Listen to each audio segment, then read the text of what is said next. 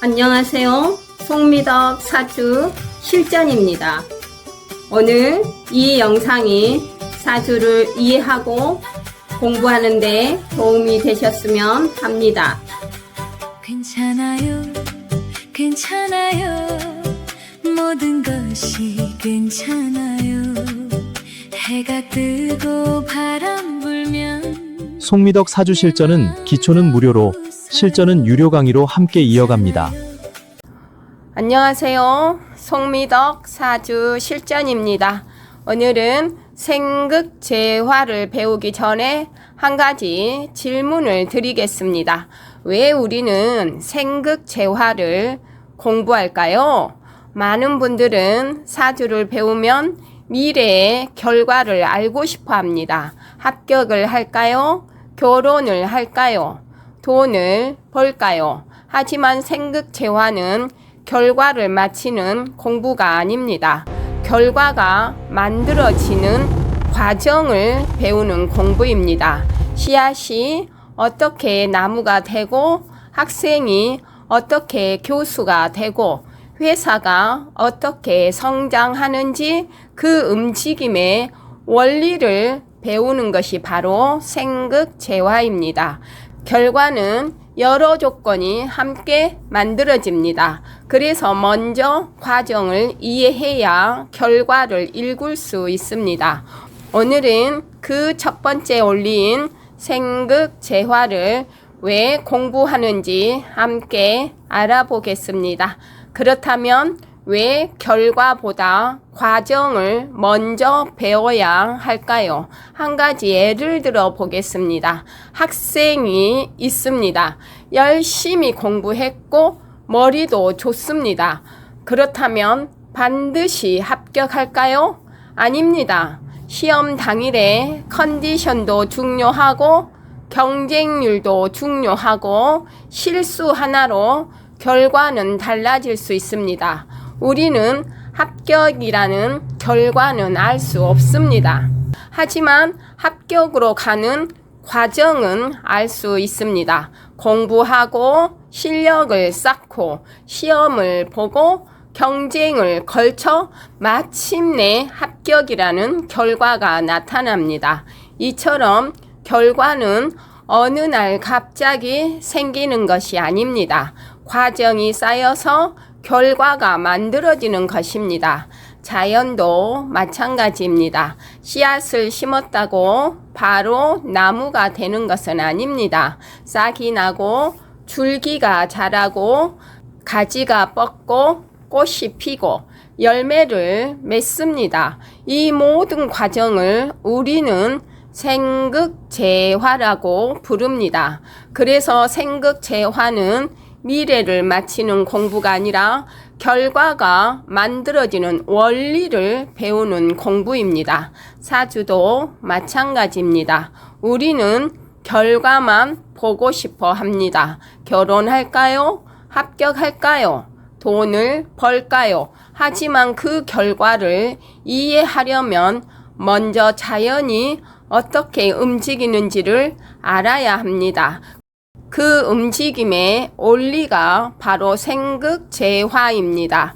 그 원리를 하나씩 살펴보겠습니다. 가장 먼저 기본이 되는 생부터 시작해 보겠습니다. 그렇다면 과정의 첫 번째인 생은 무엇일까요? 생은 한자로 날 생자를 씁니다. 말 그대로 태어나고 자라고 길러내는 힘입니다. 씨앗이 싹을 틔우고 아이가 어른으로 성장하고 작은 회사가 큰 회사로 성장하는 것처럼 없던 것이 생겨나고 작은 것이 커져가는 모든 과정이 바로 생입니다. 사주에서도 마찬가지입니다. 목은 화를 생하고 화는 토를 생하고 토는 금을 생합니다. 금은 수를 생하고 수는 다시 목을 생합니다. 이것이 자연의 첫 번째 움직임입니다. 두 번째 생극재화는 사주가 움직이는 원리입니다. 오행은 재료입니다.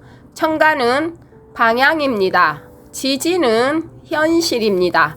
그리고 생극재화는 그 재료들이 어떻게 움직이는가를 설명하는 원리입니다. 예를 들어 보겠습니다. 자동차를 한 대 산다고 생각해 보겠습니다. 자동차의 색깔도 있고 바퀴도 있고 핸들도 있고 의자도 있습니다. 하지만 엔진이 없다면 자동차는 움직일 수 없습니다. 사주도 마찬가지입니다. 청강과 지지는 자동차의 모습이라면 생극재화는 자동차를 움직이는 엔진입니다. 그래서 생극재화를 이해해야 사주가 왜 그렇게 흘러가는지를 이해할 수 있는 것입니다. 생은 도와주는 것입니다. 이어주는 것입니다. 다음 단계를 만들어 주는 것입니다. 목은 화를 생합니다. 화는 토를 생합니다. 토는 금을 생합니다. 금은 수를 생합니다. 수는 목을 생합니다. 여기서 중요한 것은 애우는 것이 아닙니다. 생해야 할 대상이 있어야 생합니다. 예를 들어 보겠습니다. 부모가 자식을 사랑하고 키워주고 싶어도 자식이 없다면 부모가 자식을 키우는 일은 일어나지 않습니다. 마찬가지로 목이 있어도 사주에 화가 없다면 목이 화를 생하는 작용은 나타나지 않습니다. 즉 생하는 오행도 중요하지만 생을 받을 오행이 있어야 함께 보는 것입니다. 네 번째, 극의 핵심도 이야기해 보겠습니다. 극은 없애는 것이 아닙니다. 조절하는 것입니다. 균형을 만드는 것입니다. 목은 토를 극합니다. 토는 수를 극합니다.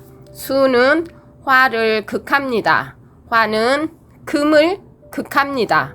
금은 목을 극합니다. 여기서 중요한 것은 극도 극할 대상이 있어야 이루어진다는 것입니다.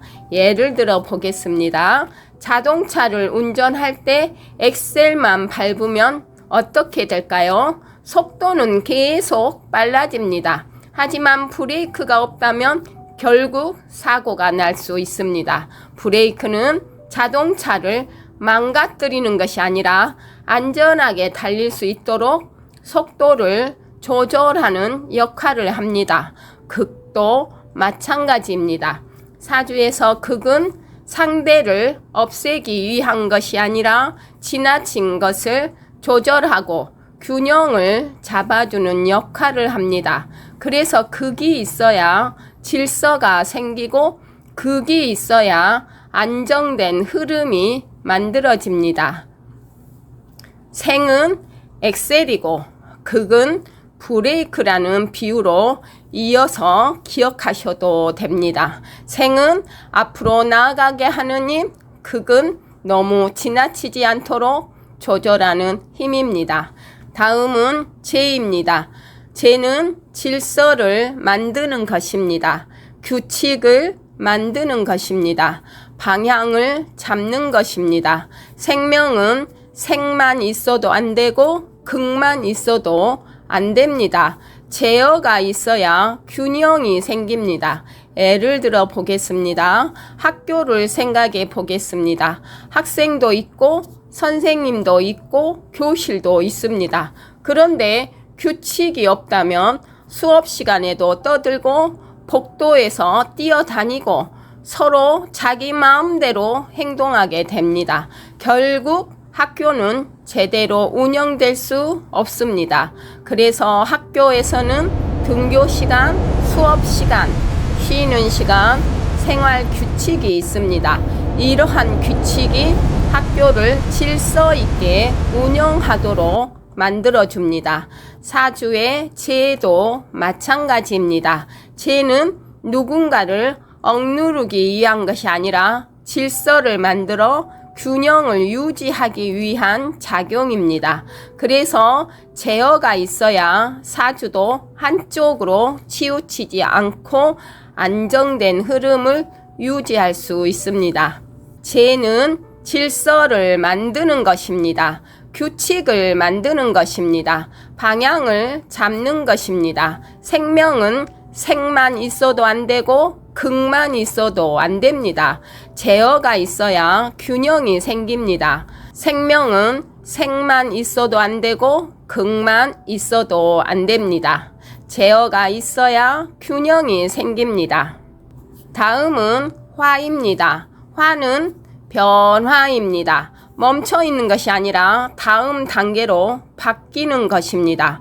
예를 들어 보겠습니다. 봄에 심은 작은 씨앗이 있습니다. 처음에는 씨앗이었지만 시간이 지나면 새싹이 되고 새싹은 나무가 되고 나무는 꽃을 피우고 꽃은 열매를 맺습니다. 처음에 씨앗은 사라진 것이 아닙니다. 계속 모습을 바꾸면서 성장한 것입니다. 이것이 바로 화입니다. 사주에서도 변화는 끝이 아니라 다음 단계로 넘어가는 과정입니다. 그래서 화는 새로운 모습을 변화하는 힘입니다. 생극재화는 사주의 움직임입니다. 지금까지 우리는 오행을 배웠습니다. 목은 성장한다, 화는 표현한다, 토는 유지한다, 금은 원칙을 세운다, 수는 준비였습니다. 그리고 천간 지지도 배웠습니다. 갑은 시작이다, 을은 성장이다, 병은 표현이다. 여기까지는 이 사람은 어떤 사람인가를 배우는 과정입니다. 그런데 사람은 가만히 있지 않습니다. 살면서 배우고 움직이고 변하고 성장합니다. 바로 이 부분이 생극재화입니다. 생극재화를 알아야 십성이 이해됩니다. 많은 분들이 십성부터 외웁니다. 정제, 편제, 정관, 평관. 하지만 왜 그런 이름이 붙었는지 잘 모릅니다. 예를 들어 무토일간이라면 목은 관성이 됩니다. 그런데 왜 목이 관성일까요? 목이 토를 극하기 때문입니다. 또 화는 왜 인성일까요? 화가 토를 생하기 때문입니다. 즉 십성도 생극재화 위에서 만들어진 이름입니다. 생극재화를 모르고 십성을 외우면 공식만 외우는 것입니다. 사주는 살아 움직이는 것입니다. 같은 간목이라도 화를 만나면 표현하고 토를 만나면 결과를 만들고 금을 만나면 다듬어지고 수를 만나면 다시 준비합니다. 이 변화가 바로 생극재화입니다. 사주는 사진이 아닙니다. 영상입니다. 계속 움직입니다. 그리고 대운도 생극재화입니다. 대운이 들어오면 왜 삶이 달라질까요? 새로운 오행이 들어오기 때문입니다. 목이 들어오면 성장이 시작되고 화가 들어오면 표현하는 시기가 되고 토가 들어오면 안정을 만들고 금이 들어오면 정리하고 수가 들어오면 준비하는 시기가 됩니다. 이 역시 생극재화의 흐름입니다. 사람의 인생도 생극재화입니다. 아이가 태어납니다. 부모가 키웁니다. 학교를 갑니다. 사회생활을 합니다. 결혼을 합니다. 은퇴를 합니다. 다시 새로운 삶을 준비합니다. 인생 전체가 생하고 극하고 제어하고 변화합니다. 그래서 생극재화는 자연만의 원리가 아니라 우리 인생의 원리이기도 합니다. 생극재화를 모르면 사주는 멈춰 있습니다. 하지만 생극재화를 이해하면 이 사람이 왜 지금 힘든지, 왜 지금 성장하는지, 왜 지금 정리하는지를 흐름으로 읽을 수 있습니다. 사람은 한 장면이 아니라 과정이기 때문입니다. 사주 공부는 애우는 공부라기보다 이해하는 공부로 바뀌어야 됩니다. 목생화를 외우는 것은 쉽습니다. 하지만 왜 목이 화를 생하는지, 왜 화가 토를 생하는지를 이해하면 평생 잊어버리지 않습니다. 이때부터 사주는 암기가 아니라 이해가 됩니다. 생극재화는 사주의 뼈대입니다. 오행은 재료입니다. 천간은 방향입니다. 지지는 현실입니다. 생극재화는 움직임입니다. 십성은 관계입니다. 이 5가지가 연결되어야 비로소 사주 하나가 이어집니다. 처음에는 어렵습니다. 두 번째는 조금 이해됩니다. 세 번째는 십성과 연결됩니다. 네 번째는 실제 사주가 보이기 시작합니다.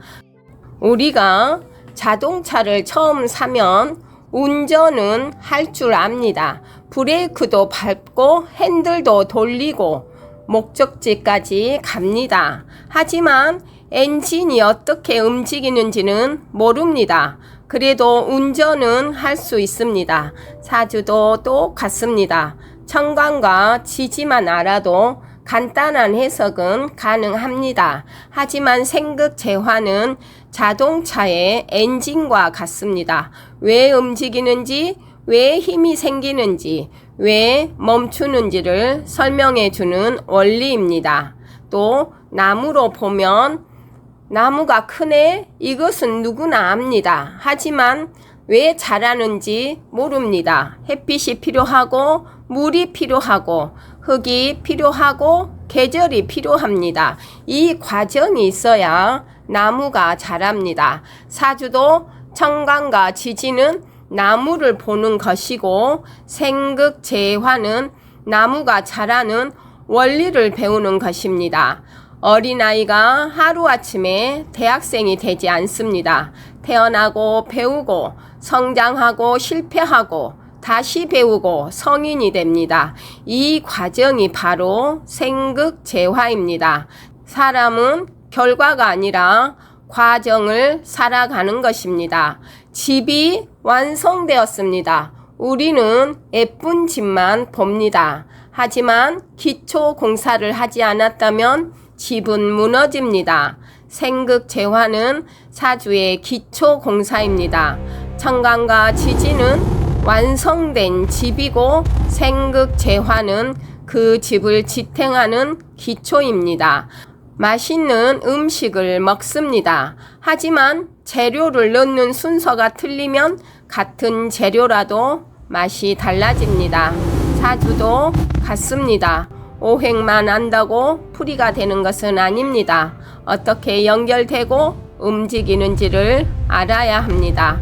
그 움직임이 생극재화입니다. 영화 포스터 한 장을 보면 등장인물을 알 수 있습니다. 하지만 영화 이야기는 알 수 없습니다. 천간과 지지는 등장인물을 소개하는 것입니다. 생극재화는 그 등장인물들이 만나 이야기를 만들어가는 과정입니다. 오늘 수고하셨습니다. 송미덕 사주 실전이었습니다.